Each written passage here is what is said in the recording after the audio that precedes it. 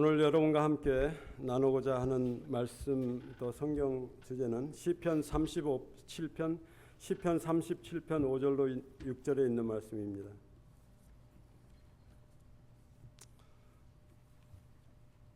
시편 37편 5절로 6절 있는 말씀입니다. 제가 읽습니다.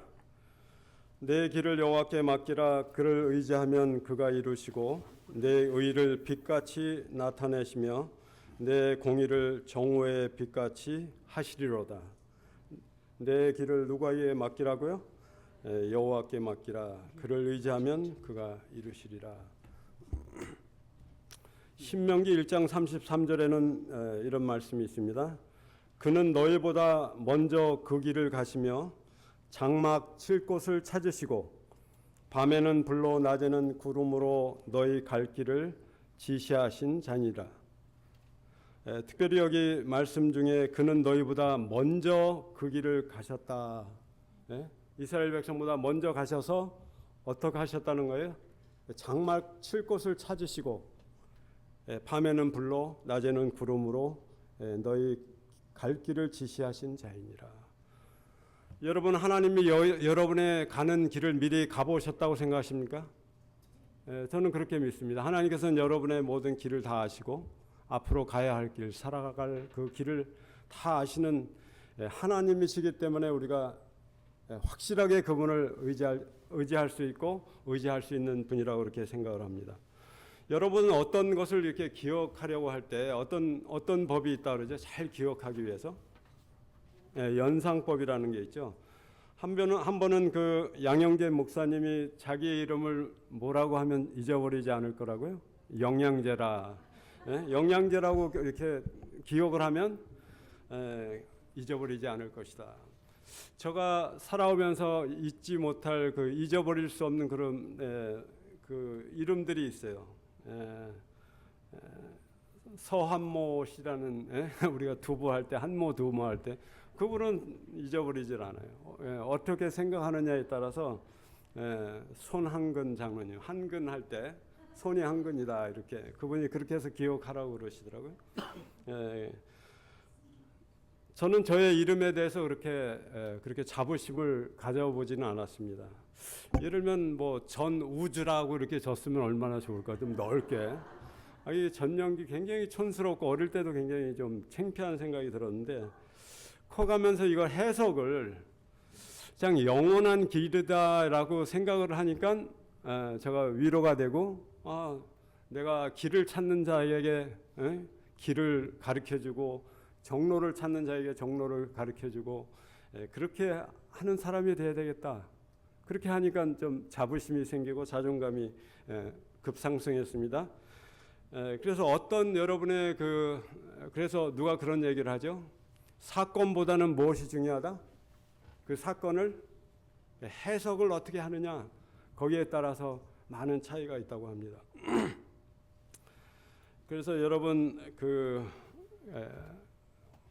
개구리가 큰 웅덩이에 이렇게 큰 구덩이에 빠졌는데 이제 흙이 자꾸만 내려오는 그런 예를 여러분 들으셨죠? 흙이 자꾸만 떨어지는 거예요, 위에서. 그 개구리가 어떻게 생각했다고요? 이제 나는 죽었다. 이 흙에 묻혀서 나는 죽겠구나. 이렇게 생각을 안 하고, 잠깐만 그 무너내리는 흙을 딛고, 잠깐만 올라오다 보니까 위에까지 이렇게 올라올 수 있었다고 그렇게 생각을 합니다. 그렇게 말을 합니다. 그래서 우리가 어떤 생각을 하느냐는 굉장히 중요합니다. 예배에 참석한 모든 분들이 각기 다른 인생의 여정을 걸어왔을 겁니다. 때로는 꽃길도 있었고 또 광야 같은 사막길도 그리고 자갈이 많은 돌짝길도 있었을 것입니다. 그런데 한 가지 사실은 다른 형태의 길이지만 어떤 마음으로 걷느냐에 따라 다른 느낌과 결과를 낳습니다. 여러분 이렇게 길을 가다 보면 많은 분들이 조깅을 이렇게 하고 있죠. 조깅을 하고 있는데 계속 시계를 몇만 보 이렇게 보가 나오나 봐요. 그죠? 걷는 계속 그것만 보고 뛰는 사람이 있어요. 그래서 저분이 저 운동이 과연 저렇게 스트레스가 되지 운동이 되겠나? 근데 여러분 어떤 길을 갈 때 여러분의 길이 비록 험하고 거칠고, 우리 원봉숙 집사님께서 네팔에 그 험악한 산 돌이 많은 길을 갔다 오시더니 발바닥이 어떻게 지압이 되셨는지 나서셨다 그러는데, 그래서 어떤 그 길을 갈 때 그렇게 뛰면서도 자연을 바라보고 또 집을 또 어떤 나무를 바라보고 그렇게 아마 뛰고 걷는다면 그 길이 굉장히 기쁨의 길, 또 아주 아름다운 그런 길이 될 겁니다. 그래서 하나님은 우리에게 데살로니가서 5장 16절로 18절에 하나님은 어떻게 하라고 말씀하셨죠? 범사에 감사하라고 이렇게 하셨습니다. 왜냐하면 인간은 어떤 일의 결과와 그 결국을 모르기 때문에 그러는 것입니다. 그래서 우리는 내일을 모르기에 항상 감사하고 또 범사에 기도하면서 기뻐해야 되는 것입니다. 여러분, 복 중에 가장 큰 복이 무슨 복입니까? 복 중에 가장 큰 복, 건강의 복도 있죠. 근데 전화위복이라는 복이라고 합니다. 전화위복. 그래서 성경은 여러분이 성경을 이렇게 읽다 보면 어떤 이야기가 많이 나와요? 전화위복에 대한 이야기가 많이 나옵니다. 그래서 하나님은 전화위복의 명수시다라고 그렇게 얘기도 합니다. 요셉의 형들이 요셉을 만약 보디발이나 그 구덩이에 던져져서 보디발의 집에 팔지 않았다면, 또 요셉이 그렇게 자기 자랑을 하고 꿈 얘기를 했을 때 그들이 격노해가지고 화가 나가지고 요셉을 만약 팔지 않았다면 요셉이 총리 자리에 있었을까요? 그것도 다 하나님의 어떤 섭리의 과정이었던 것입니다. 그래서 요셉은 자기가 그렇게 팔려갔지만은 언제나 하나님의 임재, 그리고 하나님의 얼굴과 얼굴을 대면하는 그런 마음으로 요셉은 살았다고 영감의 글은 우리에게 말씀하시고 계십니다. 여러분, 이번에 노벨 문학상을 받은 한강 작가가 있죠. 한강은 강 이름이 아니라 이름이 한강입니다. 그래서 한강 작가가 노벨 문학상을 탔는데, 지금 그 아버지 되는 한승원 작가의 그 아주 책과 소설들이 아주 재조명되고 있습니다. 한승원 작가의 그 시와 소설에 보면은 어떤 말씀이 있냐면은 반양 반음이라는 그런 글을 그가 기고를 했는데요. 보통 우리가 양지와 음지라고 하죠.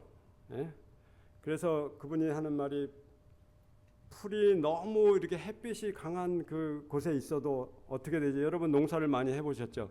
너무 햇빛이 세면은, 강하면 풀이 죽고 타 죽고, 그리고 너무 그늘에 있으면 어떻다고요? 잘 자라지를 못하죠. 시들시들하고 약하게 크고요. 그래서 반양 반음의 풀들처럼이라는 표현을 썼습니다. 어떤 것이 자라기 위해서는 적당한 햇빛과 적당한 음지, 그늘이 필요하다는 것입니다. 그래서 한 인간이 너무 순종해서 멀어져서,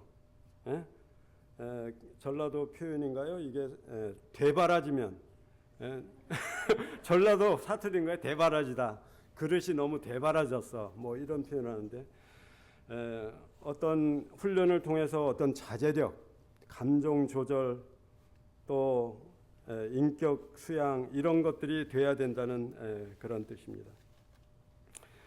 여러분이 요셉의 생애를 보면 굉장히 요셉이 음지에서 처음에 큰 것 같습니까? 양지에서 큰 것 같습니까? 그냥 색동 옷을 입고 아버지의 사랑을 듬뿍 받았지. 그 정정 장로님이 그런 설교하셨죠. 요셉이 그 꿈 얘기를 좀 안 하고 하나님이 어떻게 좀 이루시는가를 바라보고 기다렸으면 되는데, 그 자기 자랑을 늘어놓으니 형들이 다 자기한테 절한다고 하니 누가 좋겠습니까? 그러니까 이제 화가 나가지고, 그것도 그 말의 실수도 하나님이 다 사용하시는 것 같아요. 그 덕에 팔려가지고 총리가 된 거 아닙니까? 그래서 하나님은 너무 양지에서 크고 있던 그 요셉을 이제 어떻게 어느 곳으로 옮깁니까? 그를 음지로 이렇게 구덩이 또 감옥 보디발의 그 집에서 노예 생활 그래서 요셉을 이제 음지로 서서히 인도하셔서 그를 하나의 큰 거목으로 그를 키우시고 계시는 사실을 보게 됩니다. 그래서 하나님은 우리에게 어떤 안 좋은 일, 고통의 그러한 길을 통해서 그런 사건을 통해서 하나님은 언제나 최고의 선물을 준비하시고 또 이루시고 계시는 것입니다. 우리 엘렌 G 화이트의 자서전 140페이지에는 글소를 우리의 인도자로 삼으면 그분께서 우리를 안전하게 인도해 주실 것이다 라는 말씀이 있습니다. 사람은 어떤 물건에 이렇게 단면을 보죠. 우리 경험도 그렇고 이렇게 단면을 보는 거예요. 오늘 하루 또 지나온 길. 그러나 하나님은 우리의 전체를 3D 형상같이 처음과 끝 알파와 오메가처럼 모든 것을 보시고 계시기 때문에 여러분에게 이르러오는 어떤 한순간도 의미 없는 순간이 없는 거예요. 그게 좋은 일이든 슬픈 일이든 고통스러운 일이든 하나님은 그 가운데서 악도 사용하셔서 선을 이루시고 또 고통을 통해서 또 여러분에게 기쁨을 주시고 모든 섭리 가운데서 허락하시는 것입니다. 저의 고객 중에 쿡이라는 할아버지가 계세요. 여기 시에라예요, 거기에. 그래서 이분과 이제 여행 얘기를 하면서 제가 몰랐던 사실을 이분이 얘기를 하는 거예요. 자기가 어릴 때 12살 때 시골에서 뉴멕시코에 살았는데 기차 이게 타고 뛰어내리는 그 놀이를 하다가 아이들이랑 그냥 다리가 잘린 거예요.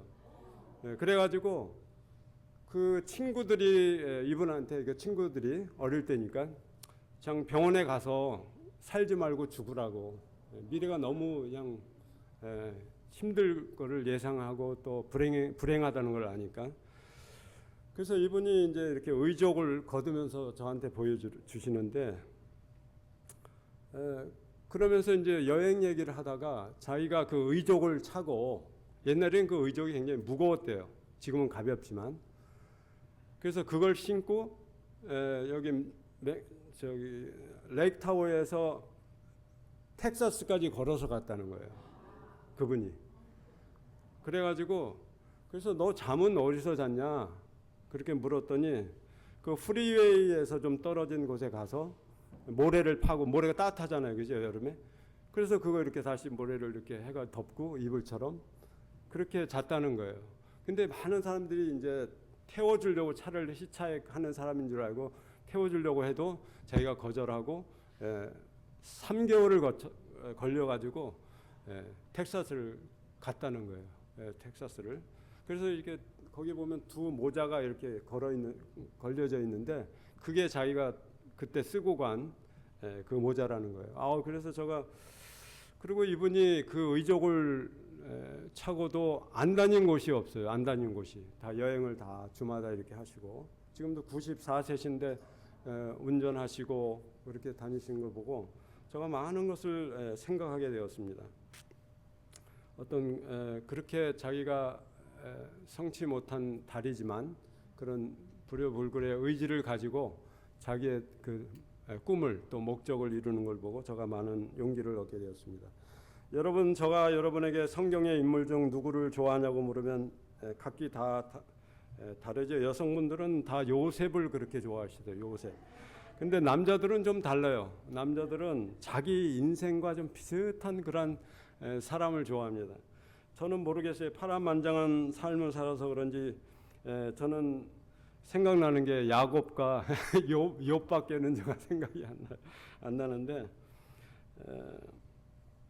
그래서 야곱의 삶을 가끔 묵상해보고 합니다. 굴곡 많은 인생, 험한 인생길, 또 눈물과 한우로 그렇게 점철된 인생. 그래도 하나님은 선하셔서 야곱을 슬픈 일뿐만 아니라 14년 동안 뭘 했어요? 이거 연애를 하면서 아주 그냥 그렇게 그냥 하루같이 다 그냥 지났다는 거예요. 7년이. 그리고 또 7년 또 속아가지고 또 7년을 더. 그 14년은 아주 그냥 희망과 기쁨의 시간이 아니었겠습니까? 비록 그렇게 약속된 땅을 떠나서 여러분이 이렇게 부모를 떠나는 것보다도 옛날 그 이스라엘 백성들 약속의 땅을 떠난다는 것에 대한 굉장히 그 아픔이 있는 거예요. 그죠? 우리가 생각하는 뭐 가족만 떠난 게 아니라 약속의 땅을 떠난다는 거. 그렇지만 야곱에게도 하나님은 그렇게 기쁨의 희망의 기간을 주시고, 또 여러분 야곱이 사닥다리 그 돌을 베개 삼고 자면서 얼마나 그게 참 추운 그 밤에 힘들었겠습니까? 그런데도 하나님은 그에게 꿈으로 뭘 보여주셨어요? 하늘과 연결된 사다리를 보여주셔가지고 그가 어떤 마음의 소망과 희망을 그렇게 갖도록 하셨던 것입니다. 그래서 로마서 8장 28절에는 여러분 어떤 말씀이 있습니까? 모든 것이 합력하여 선을 이루느니라. 그래서 하나님은 모든 것이 이렇게 합쳐져서 아름다운 작품을 만드시는 그분이십니다. 여러분 감사하지 않습니까? 그래서 하나님께서는 흑암 속에서도 희망을 주시는 분이십니다. 편안하고 모든 것이 잘되고 성공 가도를 달릴 때보다 시련 중에 더 큰 깨달음과 희망을 주십니다. 그런데 그것이 누구를 통해서든지, 또 어떤 경우는 한 권의 책일 수도 있고 또 꿈일 수도 있는 것입니다. 모든 이들이 떠나가고 모든 이들과 헤어져 홀로 있을 때, 또 사면이 막혀서 갈 길이 보이지 않을 때, 여러분 언제나 하늘이 열려 있고 하나님은 저와 여러분을 잊지 않고 계심을 기억하시기 바랍니다. 아름다운 그 사진이 어두움 가운데서 현상되듯이 하나님은 가장 어두운 경험 가운데서 우리에게 말씀하시고 우리와 가까이 계시는 것입니다. 제가 이번에 상당히 제가 건강한 것 같지만 이게 뭐 죄송합니다만 연세 60이 되니까 확 달라지는 거예요. 몸의 변화가. 그래서 이제부터는 저보다 나이 많은 한 살이라도 많으면은 제가 존경을 해야 되겠다. 왜냐하면 1년 더 살아보셨으니까 이게 몸의 변화가 확 하고 오는데 정신을 못 차리겠더라고요. 그래서 지금은 제가 겨울잠 자듯이 그냥 해지면 무조건 자는 거예요. 해지면 곰처럼. 왜냐하면 자연과 사이클을 맞춰야 좋다 그래가지고 지금 해가 일찍 지잖아요. 그래서 일찍 자버리는 거예요. 아예 일찍 자는데, 저에게 사실 양일권 목사님이 오셨을 때 약간 좀 몸에 안 좋은 증상들이 좀 있었어요. 죽을 병은 아니지만. 근데 알고 보니까 제가 잠이 많이 부족했던 것 같아요. 제가 옛날엔 밤이 싫어가지고 밤이 없으면 좋겠다. 젊었을 땐 좀 일이나 하고. 근데 요즘은 이제 일은 못 하니까는 일어나면 그냥 책 보랴 뭘 쓰랴 그냥 그 재미에 빠져가지고 한 2년을 그랬더니 몸에 이상이 오는 거예요. 이상이. 그래서 이번 양일권 목사님 통해서 제가 새롭게 수면의 중요성을 배우고 이제는 무조건 눈이 떠져도 감고 그냥 뭐 창세기에서 시작해서 막 천국도 왔다 갔다 하고 한국도 왔다 그냥 대부분 일어나면 피곤해지니까 눈 감고 그렇게 여행을 합니다. 잠은 안 오지. 집에서 저희 집안 식구와 이렇게 큰 의견 충돌은 없는데 저는 자꾸만 커튼을 치고 좀 불을 어둡게 하는 스타일이에요. 그래서 가끔 우울증이 왔나 그런 생각을 했는데, 그러면서도 이제 자기 합리화를 시킵니다. 이렇게 어두워야 사고의 어떤 세계가 깊어지지. 그래서 깊은 어떤 문학적인 저것도 이렇게 탄생하고, 그게 밝게 해가지고 정신이 산만해서 뭘 집중을 하겠나. 그렇게 또 합리화를 시키면서 티격태격 뭐 그렇게 사는데, 그러면서 대문호들이 러시아나 일본, 영국 등 겨울이 길고 음산한 지역에서 또 좋은 그 문학가들이 많이 탄생하잖아요. 그래서 뭐 저의 생각이 틀린 것 같지는 않아요. 그래서 위로를 받고 그렇게 삽니다. 그러나 너무 어두우면 어떻게 돼요? 여러분, 그 사회주의와 민주주의가 성공과 실패의 근원이 어디 있다 그래요? 여러분, 사회주의 사람들이 웃는 거 봤습니까? 푸틴 대통령 웃는 거 봤어요? 굉장히 굳어 있고, 또 그러나 민주주의는 어때요? 항상 기뻐하고, 성경에 기초된 나라이들이기 때문에 항상 밝고, 그렇기 때문에 거기서 성공과 실패가 나뉘었다고 합니다. 그래서 너무 또 이렇게 웃기만 해도 안 되고 또 너무 심각해도 안 되고, 그래서 저도 사실은 윤택한 모습으로 이 자리에 서야 되는데 한 일주일 아팠어요. 어떻게 목 감기가 와가지고 지금도 목이 아주 좋지는 않는데 또 아주 나쁘지는 않습니다. 그래서 하나님께 감사를 드립니다. 여러분, 그 색상학이라는 학문이 있는데요. 여러분 색상학 학문 들어보셨나요? 색깔을 가르치는 학문입니다. 이 아침에 여기 보면은 꽃꽂이가 있는데 어떤 색이 있습니까? 노란색, 또 그린도 있고, 그렇게 여러 색이 있죠. 그래서 이 색상과 성격을 연관시켜서 이렇게 강의를 하는데요. 녹색, 그러니까 그린의 색이 잎이 노랑과 보라와 흰색, 오렌지 등을 서로 좋아하지는 않는데, 성격상 사람으로 치면. 그러나 그 색이 받쳐주지 않으면, 여기 여러분 그린이 안 받쳐주면 꽃꽂이가 이쁩니까? 안 맞는 성격이에요. 또 안 맞는 색상이에요. 그러나 좋아하지 않는 색상이지만 서로 조화를 이루어야 아름답다. 여러분, 노란색을 좋아하는 분이 또 흰색과 보라색은 별로 이렇게 안 맞아요. 그러나 여러분, 노란색 성격이 없으면 어떻습니까? 야외 활동이나 저희 동생 같이 이렇게 산에 가서 같이 등산 그렇게 하자고 하는 분이 없고 매일 연구하고 사색하고 그렇게 돼버려요, 교회도. 그러니까 노란색도 있었고, 또 빨강과 또 그린만 있으면 브레이크 없는 차같이 질주를 이렇게 막 해요. 그래서 다행히 저는 또 하림이 엄마가 흰색이라서 변칙을 싫어하고 아주 그냥 55마일 그냥 그거를 가야 돼요.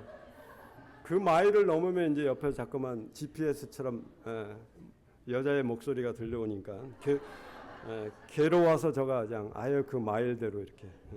그래서 저 같은 사람은 흰색의 사람을 만나서 티켓을 안 띄고 이렇게 무난하게 잘 사는 거예요, 옆에서.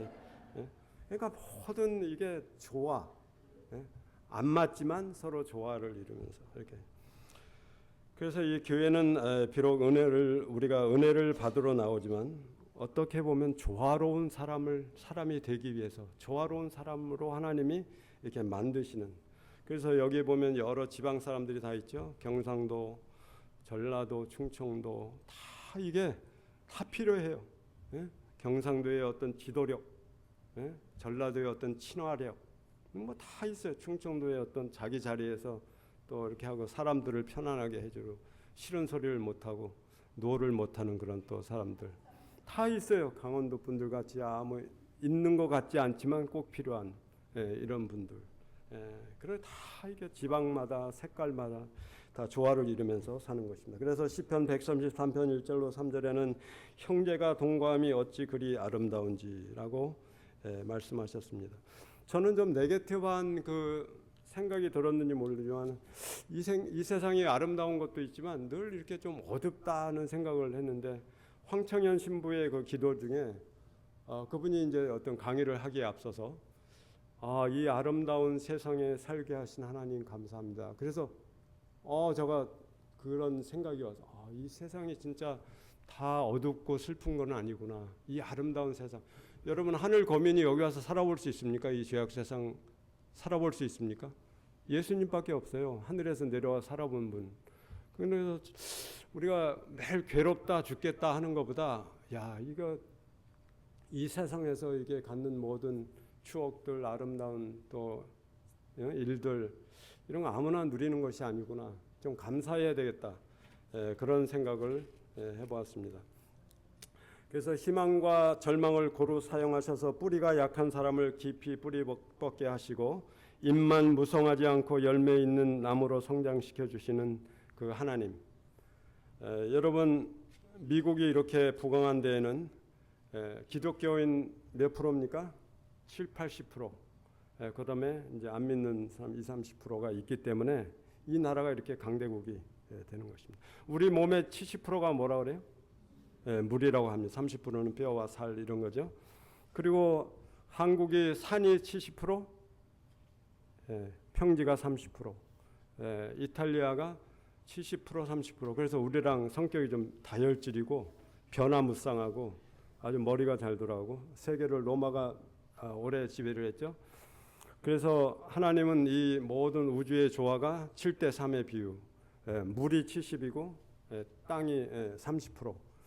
그래서 사실은 우리 교회가 완벽한 비율이었는데 조금 저쪽에서 떨어져 나가가지고 조금 지금 휘청거리고 있지만은 색깔적으로나 빨간 분들이 여기 빨간 노랑의 70%, 저쪽 분이 30%가 회색인데 떨어져 나가서 저쪽은 약간 좀 어둡고 이쪽은 너무 밝아서 또 잘못하면 브레이크가 없어서 질주할 가능성이 많이 있어요. 그래서 그런 조화가 좀 깨졌긴 하지만 하나님이 그래도 이제 회색 분들을 좀 불러 주셔가지고 지금 이렇게 잘 유지되고 있습니다.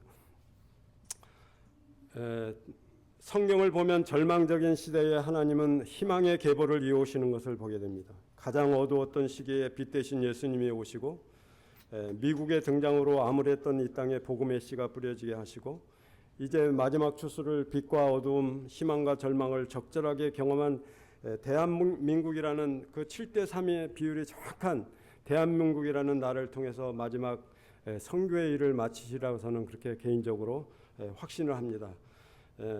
나파교회가 몇 번의 어려운 고민이 있었지만 저는 이 큰 교회의 어떤 개념을 김효성 집사님 로마린다 가시니까 신자들이 많죠. 신자들이 많지만 우리가 기가 죽을 필요가 없어요. 교회 합창하러 가서도 뭐 많이 많다. 저는 큰 마음과 큰 사랑을 가진 교회가 큰 교회라고 저는 생각하기 때문에 한 사람이라도 여러분이 큰 마음이 있으면 이 큰 교회예요.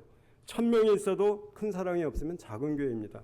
그래서 여러분 기죽지 마시고 언제나 자부심을 가지고 그렇게 사시길 바랍니다.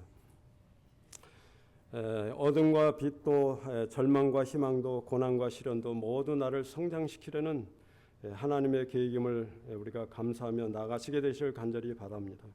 고난보다 더 큰 은혜, 고통보다 더 큰 위로를 주시는 주님. 하나님은 왜 우리에게 감사라고 하십니까? 하나님은 너희가 행복해야 내가 행복하다. 그래서 뭐 항상 기뻐하라고 하신 그 말씀 가운데는 너희가 행복해야 나도 행복하다. 여러분 주님이 안 오시는 것입니까? 못 오시는 것입니까? 안 오시는 거예요? 아니면 못 오시는 거예요? 사실 못 오시는 것이죠. 그렇게 해석하면 왜 이렇게 하나님의 재림이 이렇게 늦을까? 안 오시나? 근데 그렇게 안 오신다 생각하면 괴로워요. 그죠? 근데 못 오신다. 내가 준비 안 되고 더 많은 사람이 저 좋은 하늘에 오게 하시기를 원하셔서 못 오신다 생각하면 우리가 더욱 이렇게 분발하고 한 영혼이라도 더 준비시켜야 되겠다는 그런 자각을 하게 되죠. 그래서 그분은 우리가 비록 죄악 세상에 살고 있지만 작은 천국을 이루며 지내다가 오기를 바라십니다. 그래서 안식일을 주신 것도 이날의 하늘을 경험하라는 거예요.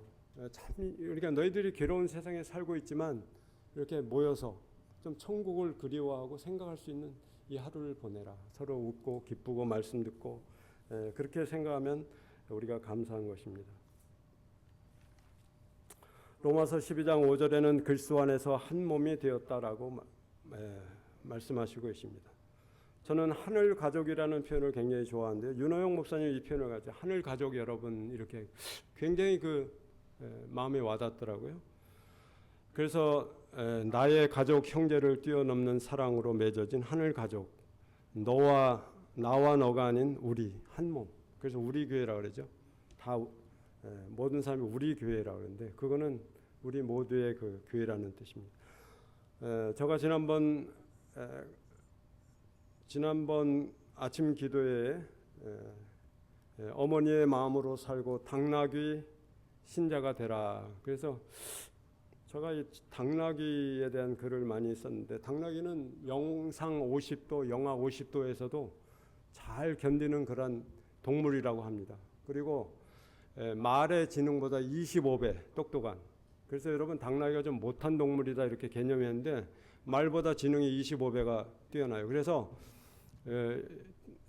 이렇게 우리가 있잖아요. 그 축사라 그러나요? 그 마곡간 비슷한 거기 있으면 당나귀는 자기가 불을 끄고 킨다 그래요. 예? 그리고 보통 말들은 한번 전기에 감염되고 소들도 한번 아주 그냥 한번 혼줄이 나야 이제 전기선에 이렇게 접근하는데 이 당나귀들은 이게 수염으로 그걸 다 이렇게 감지를 해서 전기가 흐르면 아예 가지를 않는다 그래요. 예, 그리고 여러분 당나귀가 얼마나 많은 짐을 지고 불평 없이 이렇게 불평을 하는지는 모르지만 저 생각에는 불평 안 하는 것 같아요. 얼마나 이렇게 잘 그냥 네팔이나 뭐 어디 그런 데를 오고 가는지. 그래서 당나귀 그리고 당나귀의 모든 소변 뭐 똥 이런 거는 다 약재로 사용하는 게 버릴 게 없는 그 동물이라는 거예요. 당나귀가. 그리고 그쪽 사람들은 다른 건 잡아먹어도 그 자기를 위해서 성실하게 충성한 그 당나귀는 절대 안 잡아먹고 이렇게 잘 묻어준다고 합니다. 그래서 이 네파 교회가 어머니의 마음과 당나귀의 그 성실한 그 마음, 지금 뭐 집사님들이 다 그렇게 하고 있죠. 그런 마음으로 산다면 이 교회가 하나님께서 크게 축복하시라 그렇게 생각을 합니다.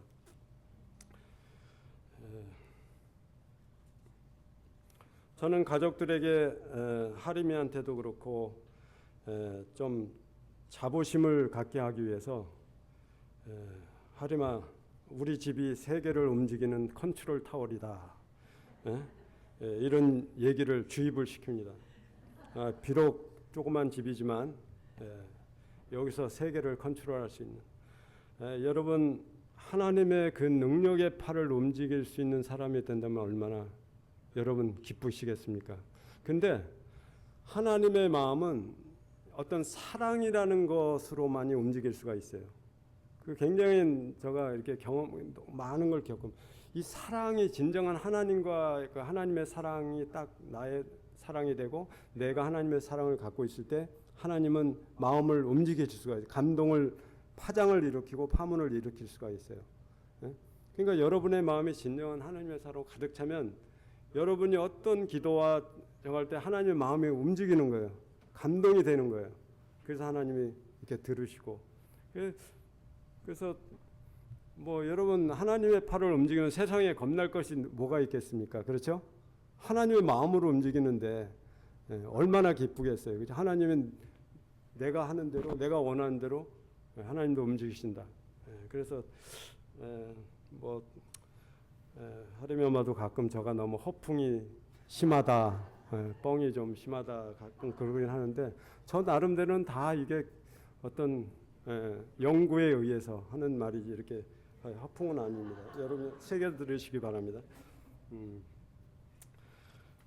그래서 네파 교회가 참 마음에 따뜻한 하나님의 사랑이 임하면 분명히 세계를 움직일 수 있는 그런 위대한 그런 교회가 되리라고 저는 믿습니다. 미래가 밝은 그런 그래서 이 교회 세 사람만 남아도 우리는 이 교회를 끌고 나가겠다라는 그런 용기를 가지시고 한다면 이 교회는 무너지지 않고 저는 이민교회의 모든 앞날이 좀 어둡기는 하지만 저는 하나님께서 분명히 모든 그런 시기가 오기 전에 하나님의 사업을 우리 한국 민족을 통해서 마치시라 저는 확신을 합니다. 여러분 어떻습니까? 아멘이십니까? 그러한 문 닫기 전에 뭐 트럼프가 앞으로 뭐 일을 협력을 내는 문 닫기 근데 그 전에 하나님께서 모든 사업을 마치시라고 그렇게 확신을 하고 있습니다. 저도 요즘 박 박사님처럼 하나 둘 나이가 들면 나에게서 떠나간다. 그래서 저도 얼마 전에 이빨을 하나 빼다 보니까 그냥 기가 호랑이도 이빨이 빠지면 그냥 기가 죽듯이 그냥 힘이 쫙 빠지면서 이거 이래 살맛이 나겠나. 그래가지고 퓨어필드 어떤 길을 가는데 두 다리가 없어서 휠체어를 이렇게 밀면서 가는 분이 이렇게 건너가는 거예요. 그래서 한번 잘린 다리는 붙일 수가 없잖아요. 이건 임플란트라도 할 수 있으니까 희망이라도 있는데 야, 그래 내가 이렇게 소심해지면 되겠나 이빨 하나 빠졌다고. 그래가지고 그분 보고 제가 용기를 갖고 뭐 임플란트 하면 되지, 뭐 없으면 죽이라도 먹고 살지, 이렇게 생각을 하니까 이게 용기를 얻게 되었어요. 용기를 얻게 되고, 참 요즘 그래서 우리가 항상 절망적인 가운데서도 희망을 볼 수 있는 그런 사람이 되었으면 합니다. 저는 가끔 하나님께 전에는 좀 반항적인 그런 질문을 하기도 했습니다. 왜 하나님 우리 인간 자녀들을 6,000년 동안 이렇게 이 어두운 세상에 두시고 데려가시려면 빨리 오시지, 그냥 이렇게 6,000년 동안 물론 기쁨도 있지만 야곱처럼 인생을 살다 보니 뭐라 그랬어요? 수고와 슬픔뿐이다. 어떻든 기쁨도 있지만 좀 이 죄악 세상이 이렇게 다 아름다운 것만은 아니지 않습니까? 그런 걸 제가 생각하면 하나님께 그 반항적인 질문을 하면서 우리가 이진복 할머니의 그 이야기 다 나오죠. 자식을 북한에 두고 와서 데려오지 못해가지고 헤어져가지고 평생을 그 자녀들을 먹이고 싶은 마음에 숟가락을 늘 이렇게 차고 다니신, 평생을 차고 다니시다가 돌아가셔서 그 모든 재산을 맹인교회에 기부하시고 이제 끝내 자식들과 상봉을 못하고 돌아가셨는데요. 그걸 보면서 또 여러분이 탈북자들의 모든 이야기를 듣지 않습니까? 남한의 어머니가 와서, 아버지가 와서, 부모들이 먼저 와서 자식은 그곳에 두고, 여러분 맛있는 걸 뭐 먹는다고 해서 그 맛이 있겠습니까? 예? 늘 자식 두고 온 자식들이 고생하는 것, 그런 생각 때문에 아마 맛있게도 못 먹고 잠도 제대로 못 이룰 것입니다. 그와 같이 하나님의 심정이 그와 같지 않을까. 우리를 이 땅에 두셔서 항상 기뻐하라는 것은 너희들이 뭐 좋은 일이 있어서 기뻐하라는 것보다도 그나마 너희들이 기쁘게 살아야 내 마음이 편하니까 그렇게 살아라. 그래서 안식일도 주시고 또 좋은 꽃들도 우리에게 주시고, 그래서 야, 내가 슬프면 하나님도 슬프시겠구나. 안 그래도 이렇게 떨어져 저 어두운 지구에 남겨두고 예수님이 승천하시고 지금 하나님은 6,000년 동안 보시고 계시는데 그 모든 미래를 보시는, 여러분 아담과 하와가 만약 가인이 아벨을 죽일 걸 아셨으면 아기 낳았을 때, 가인이 태어났을 때 어떻게 했을까요? 기뻤을까요? 그냥 모르니까 기뻐했던 것처럼 우리는 어떻게 보면 미래를 모르기 때문에 감사한 줄 모르요. 그게 은혜인 줄 모릅니다. 우리가 미래를 모르고 오늘만 사는 거예요. 오늘 순간을. 그래서 그러나 하나님은 모든 걸 다 아시기 때문에 우리보다 아마 더 마음이 무거우시겠죠. 그래서 우리가 항상 기뻐하는 저와 여러분이 되시길 간절히 바랍니다. 그래서 요한복음 16장 33절에 담대하라 내가 세상을 이겨온노라고 말씀하셨고, 여러분 영감의 글을 보면은 우리가 감사의 그 기도를 드릴 때 천사들은 그것을 담아서 빨리 하늘로 이렇게 올라간다고, 그런 표현이 아마 아시는 분이 있을 거예요. 감사의 기도를 바구니에 담아서 하늘로 가지고 올라간다. 그래서 이 추수 감사절은 끝났지만은 우리가 하나님의 마음을 기쁘시게 하기 위해서 우리도 항상 기뻐하면서 우리가 어떤 어둠에 있든지 음지에 있든지 이 모든 경험이 나를 성장케 하시고 나를 이제 하늘로 데려가시기 위한 하나님의 훈련의 과정으로 여러분 생각하시고 그렇게 사시게 되시기를 간절히 바랍니다. 제가 글 하나만 2023년 2월 20일에 제가 뭐 잠깐 글을 이렇게 전부 마치면서 마지막 그 저의 경험 속에서 나온 글을 하나 제가 쓴 글을 읽어드리고 마치겠습니다. 사실은 제가 이걸 읽으면 저 자신이 이게 좀 뭐랄까 슬퍼져 가지고, 근데 다른 분한테 읽으려고 하니까 저 글씨로 썼기 때문에 또 이렇게 못 읽으실 것 같아 가지고 슬퍼도 울지 마라. 눈물로 점철된 인생길 생명의 씨 싹 틔우고 기쁨의 열매 맺게 하니 감사하다. 앞이 보이지 않아 불안했던 인생 여정 이제 밝은 길 찾았으니 감사하다. 포기하고 주저앉고 싶을 때, 헤쳐 나갈 수 없을 것 같을 때, 삶의 짐에 억눌려 숨도 쉬기 어려울 때, 희망의 불꽃이 사라져갈 때, 모든 것 내려놓으니 빛은 이루고 마음의 평안과 길은 보이기 시작했다. 고통과 시련은 나로 깊은 영성의 길로 인도했고 하늘 아버지의 마음으로 인도했다. 야생마 같은 나를 길들이심을 몰라 뛰기만 했던 시간들 생각만 해도 눈물이 앞을 가린다. 7년간 뛰다가 지쳐 포기하니 하나님의 은혜가 임했다. 하나님은 나와 함께 우시고 마음 아파하셨다. 하늘 아버지께 항의한 왜 접니까라는 절규를 외치며 기도할 힘이 없어 마음으로 읊조리던 시간들 지나고 보니 모든 것이 은혜였음을 깨달았다. 야성에서 영성으로 인도하셔서 그분의 나라로 데려가시고 그분의 멍에를 매게 하시려는 사랑의 마음이셨다. 그 사랑을 깨달은 후 감사의 눈물을 하염없이 흘렸다. 수고하고 무거운 짐지들아 다 내게로 오라. 내가 너희를 쉬게 하리라. 나의 멍에를 메고 내게 배우라. 내 멍에는 쉽고 가벼우니라는 말씀이 그분의 진정한 사랑의 마음이셨다. 네, 감사합니다.